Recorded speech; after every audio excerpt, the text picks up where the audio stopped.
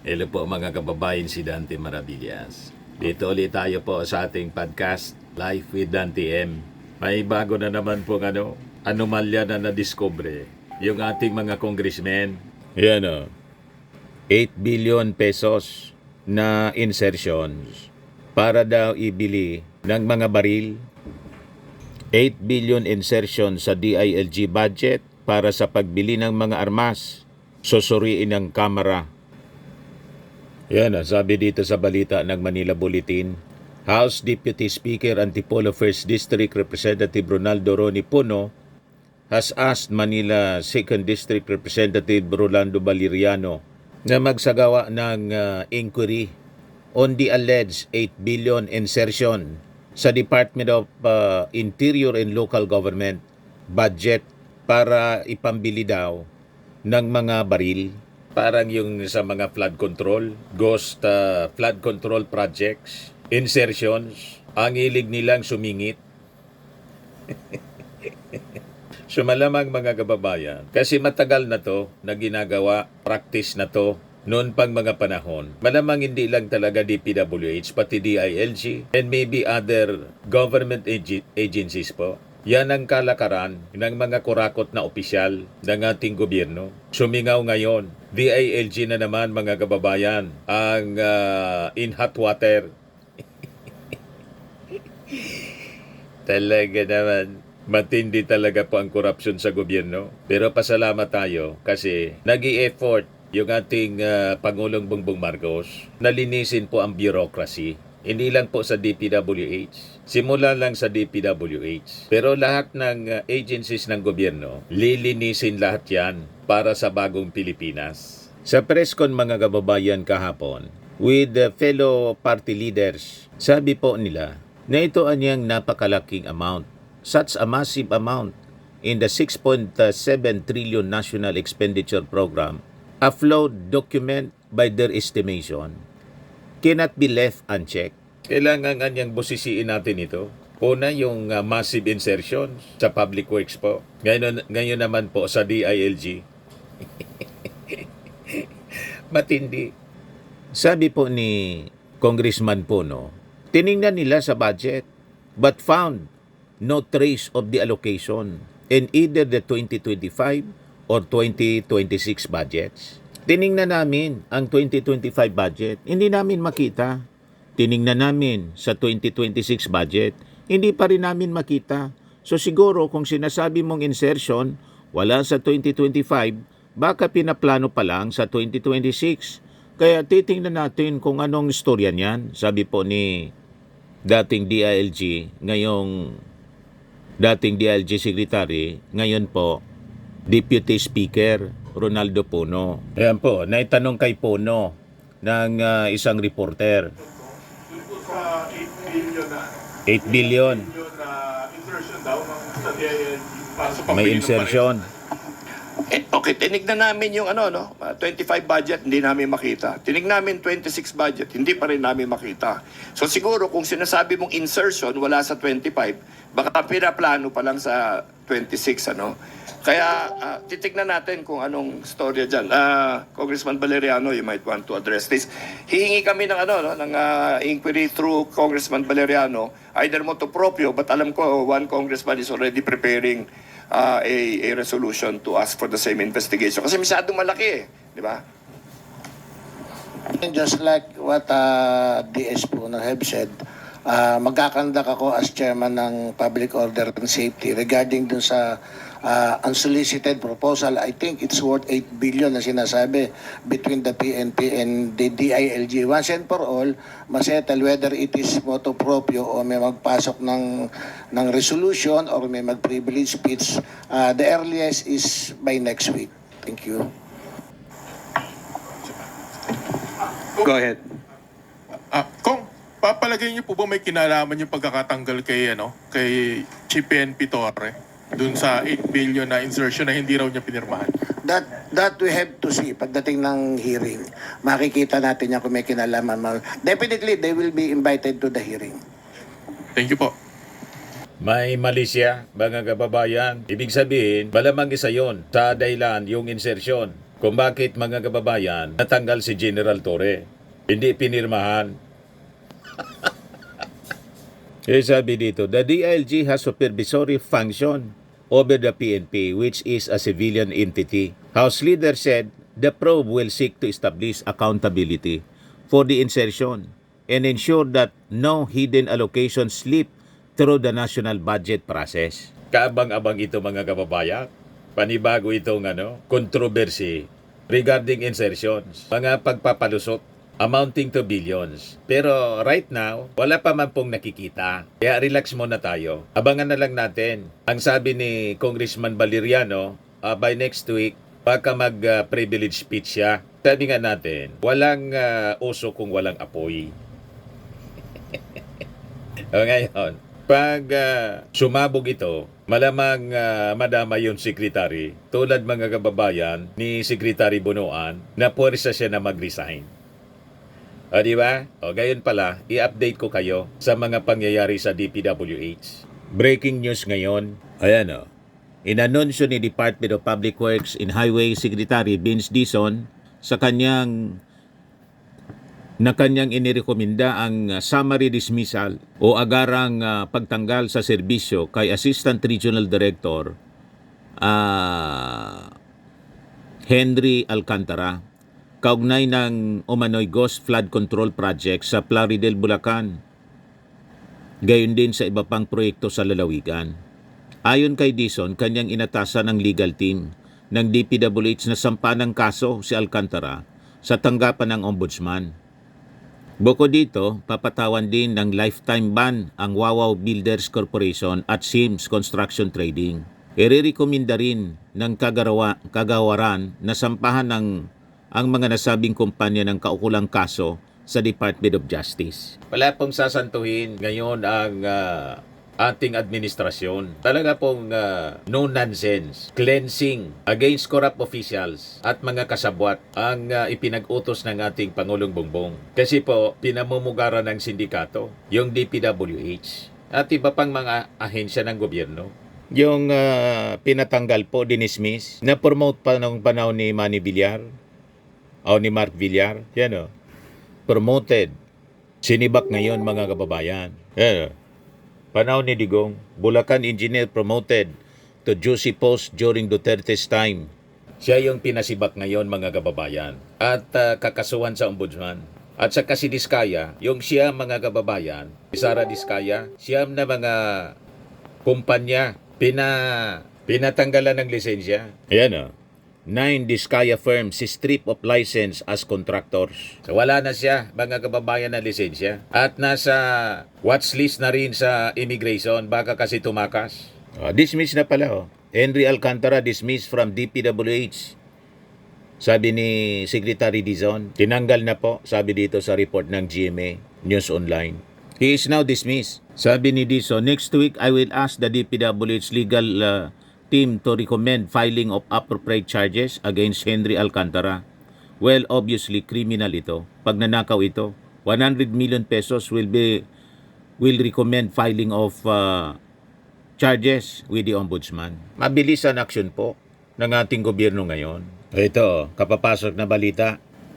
Yung Philippine Contractors Association Board Executive Director na si Herbert Matienzo, nag-resign na rin po.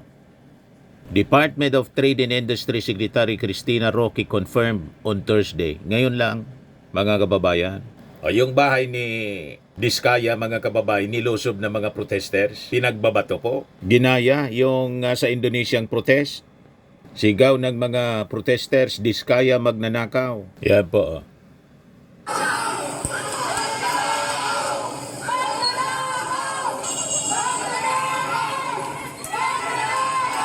Yan o, pinagbabato po.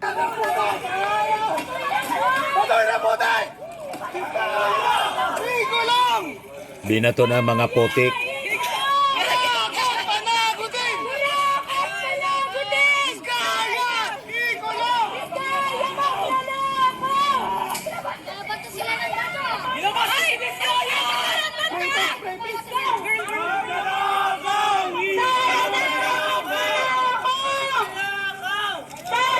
Inispriya ng magnanakaw.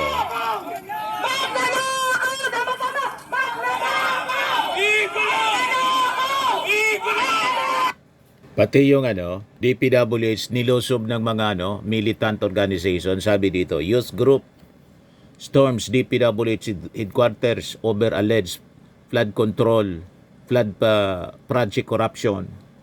Members of militant group Anak Bayan held a protest outside the DPWH headquarters in Port Area, Manila ngayong araw na to. The group denounced alleged corruption in flood projects and demanded accountability from President Ferdinand Marcos Jr.'s officials and DPWH executives over what they describe as systematic plunder of public funds. Yan po. Diyan na niya, Mr. Maravillas, masabi mo niyan. Mismo nang yung ating Pangulong Bongbong Marcos, yung nanguna. Una sa SONA. Tapos sa press briefing niya, nilaunch niya yung sumbong sa Pangulo. So hindi naman kailangan na pati yung DPWH headquarters na bago na yung secretary. Nag-resign na si Bunuan, si Vince Dizon na yung secretary, dinismiss na si Engineer Alcantara. So ibig sabihin, itong mga demand nila, ginagawa na. Nauna pa sa kanilang protest, sumasakay na naman kayo. O, di ba? Sablay, kinukondina ninyo yung DPWH. Ginagawa na. Hindi na ninyo kailangan kondinahin pa yung bagong administrasyon ng DPWH kasi siya na mismo yung nangunguna. Kaka-announce pa lang yung pagsibak at pag-file sa ombudsman ng kaso laban kay District Engineer Alcantara. At ang promise ni Vince Dizon, lilinisin niya lahat. Pinagpasubmit ng courtesy resignation lahat ng mga opisyal mula undersecretary hanggang mga district engineers para mabigyan siya ng free hand na mailagay yung mga bagong personalities na walang bahid ng korupsyon. Diba? Sabi dito, binato ng mga kabataang rallyista ng bulok na gulay, lobo na may lamang pintura at mga basang damit ang mga pulis sa harap ng tanggapan ng Department of Public Works and Highways sa Maynila matapos ang kanilang kilos protesta nitong Huwebes ng umaga, September 4. Ayan o.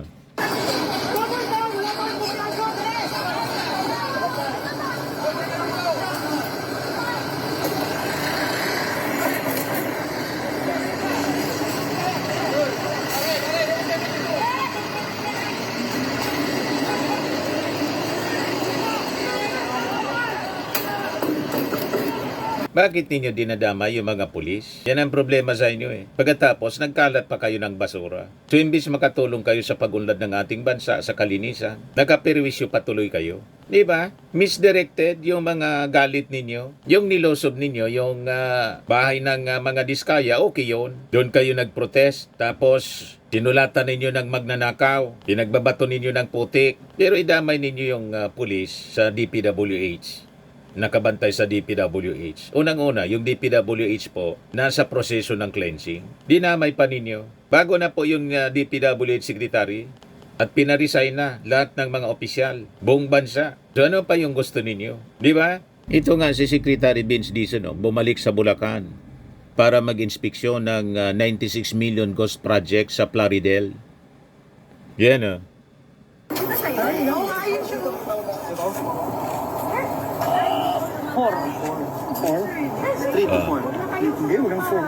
sinusukat yung kapal. Mga tres lang. Ito. Talagang ang nipis po.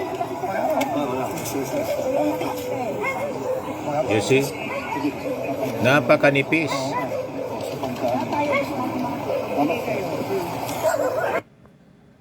So makikita ninyo ang sincerity ng administrasyon para linisin po yung kalat ng mga previous administration. At syempre, ng present administration, nasanay na sila sa pangungurakot. Ngayon, bumida-bida na naman po si Bato de la Rosa. Sabi ni Bato de la Rosa, death penalty sa kasong plunder isusulong ni Senator Bato, sabi dito sa report ng News 5. Baka mag-backfire naman yan. Ang maunang mabitay si Sara. Kasi yung plunder, minimum amount, 50 million. Si Sara, 125 million. Yung sa confidential funds na nalunok, 11 days lang. Baka mag-backfire sa inyo yan. Pero sige, isulong mo. Baka maubos niyan yung lahi ninyo. Di ba? Ano yun? Itutulak ni Senator Bato de la Rosa ang pagpapatupad ng death penalty para sa kasong plunder. Sabi ni Bato, yesterday I filed Senate Bill number 1343, an act imposing death penalty for the crime of plunder. Sabi po ni Bato, tingnan natin kung sino ang haharang nito. I move for the swift passage of this law. Matatandaan, inihain ng kanyang kaalyadong si Senator Bongo noong 2019 ang Senate Bill 207 kung saan kasama ang plunder sa mga krimen na dapat anyang patawan ng death penalty. Abang dati na ring itinulak ni Bato de la Rosa ang death penalty para naman sa high-profile drug offenders. Baka ang mangyari niyan, I move to archive. Pag na-filean sa ombudsman ng kaso, si Sara Duterte, base sa duda ni Amy Marcos, gagamitin daw ng Marcos administration yung ombudsman para ipakulong si Sara. You see, wag masyadong magalaw ba to? Baka mag-backfire ito lahat. Yung crimes against humanity, pasalamat na lang kayo. Nasa ICC, walang death penalty doon. Di ba? Pero pag sinulong mo yan dito, malamang yung mga kaibigan po ninyo, depopulation ang mangyari. Maubos. Di ba? Sabi ng mga nagri ako, sabi ni Mel Harty, si Piatos ang unahin, bitayin. Kita mo na? Sabi ni Noel Ram, naku, mauna amo mo niyan. Sabi ni Nomer Portugal, wag na po, baka madamay po kayo. Sabi ni Karsten Ariola, baka wala matira, naloko na. Sabi ni Rinaldo, alin, patawa si Pugak. Sabi ni Cristina Oliveros, pabida ka na naman sir, konting ya naman. Sabi ni Mona, I invoke my right to self-cremation. Sabi ni Ordi, para di halata. Sabi ni Hans Koskos, baka mauna ka. Sabi ni Mark, Masa, Rock, naku, be careful with what you wish for. Sabi ni Zay, siguro din mo, di ka mapapasama dyan. Walang maniwala kay Bato. Tingin ng mga mamamayan, sarsuela na naman ni Bato para makapilato. Pagdating ng oras, sabay archive. Anyway, yan man lang po yung short video natin ngayon. Atid sa inyo ng I Am Worldwide Amazing Pure Organic Barley Powder Drink Mix from Australia. Yung mga gusto po na mag-try nito, mag-message na lang po kayo sa aking messenger. Sa Facebook po, wag dito sa comment box ng ng YouTube kasi mahirap sumagot. Pati yung gustong mag-negosyo nito, mag-message na lang po kayo. Lagi ninyong tatandaan mga kababayan sa buhay, you become what you believe. Ako po si Dante Maravillas. Bye-bye. God bless.